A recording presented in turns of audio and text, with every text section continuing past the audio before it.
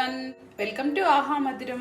ఈ రోజు రెసిపీలో స్నాక్ ఐటమ్ అటుకుల మిక్చర్ ఎలా తయారు చేసుకోవాలో చూద్దాం. ఈ అటుకుల mixture snack item evening tea టైంలో ఎప్పుడైనా తీసుకోవచ్చు. చాలా టేస్టీగా ఉంటుంది. దీనికి కావాల్సిన ఇంగ్రీడియంట్స్ చూద్దాం.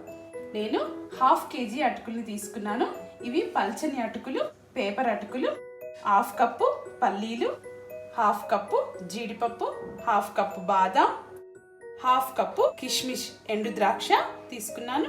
ఒక 10 పచ్చిమిర్చిని చీలికలుగా చేసి పెట్టుకున్నాను. కొన్ని వెల్లుల్లిపాయలు కచ్చాపచ్చగా దంచి పెట్టుకున్నాను.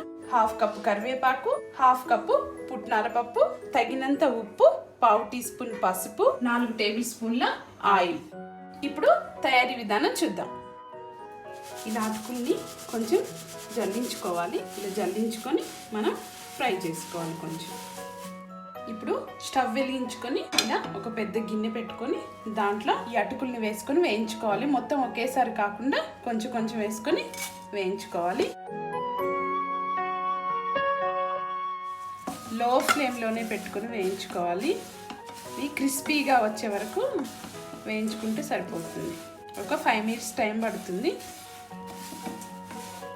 ఈ అటుకులు మాడకుండా ఇలా మొత్తం తిప్పుకుంటూ వేయించుకోవాలి. ఇలా పట్టుకొని ఇలా నలిపితే ఈజీగా ఇలా నలిగిపోవాలి. ఇప్పుడు వేగిపోయినట్టే వీటిని తీసేసుకుందాం. ఈ అటుకులన్నీ కూడా వేసుకొని వేయించేసుకోవాలి. ఇవి కూడా వేగిపోయాయి, తీసేసుకుందాం పక్కకి. ఇప్పుడు స్టవ్ మీద చిన్న ప్యాన్ పెట్టుకొని దాంట్లో ఆయిల్ వేసుకుంటున్నాను. ఆయిల్ వేడైంది. దీంట్లో పల్లీలు వేసుకొని వేయించుకోవాలి.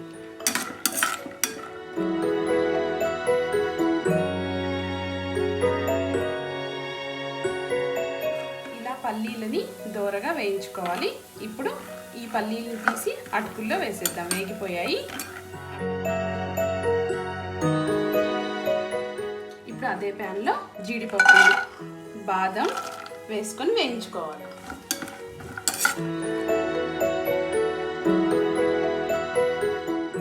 జీడిపప్పు, బాదం లైట్గా ఫ్రై అయ్యాయి. ఇప్పుడు దీంట్లోనే కిష్మిష్ కూడా వేసుకొని వేయించుకోవాలి.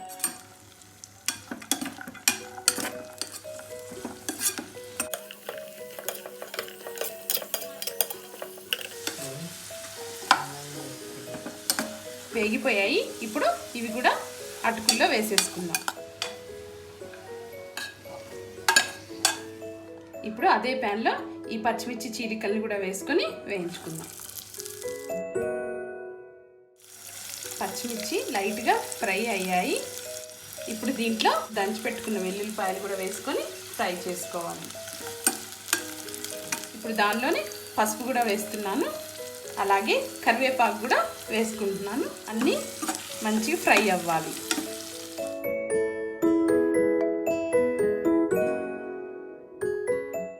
లాస్ట్లో ఈ పుట్నాలు కూడా వేసుకొని వేయించుకోవాలి.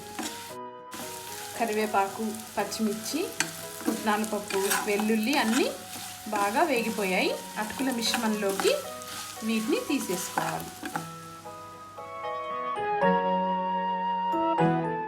ఇప్పుడు దీంట్లో సాల్ట్ కూడా వేసేసుకోవాలి.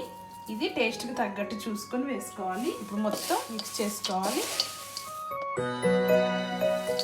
ఇలా అటుకుల మొత్తాన్ని మిక్స్ చేసుకోవాలి మంచిగా. క్విక్ అండ్ ఈజీ అటుకుల మిక్స్చర్ రెడీ అయింది. చాలా సింపుల్గా క్విక్ అండ్ ఈజీగా చేసుకునే స్నాక్ ఐటమ్ అటుకుల మిక్స్చర్ రెడీ అయింది. ఇది చాలా టేస్టీగా ఉంటుంది. ఇది మీరు ఒకసారి ట్రై చేయండి. ఈ వీడియో నచ్చితే లైక్ చేయండి, షేర్ చేయండి. మంచి మంచి వీడియోస్ కోసం సబ్స్క్రైబ్ చేసుకోండి.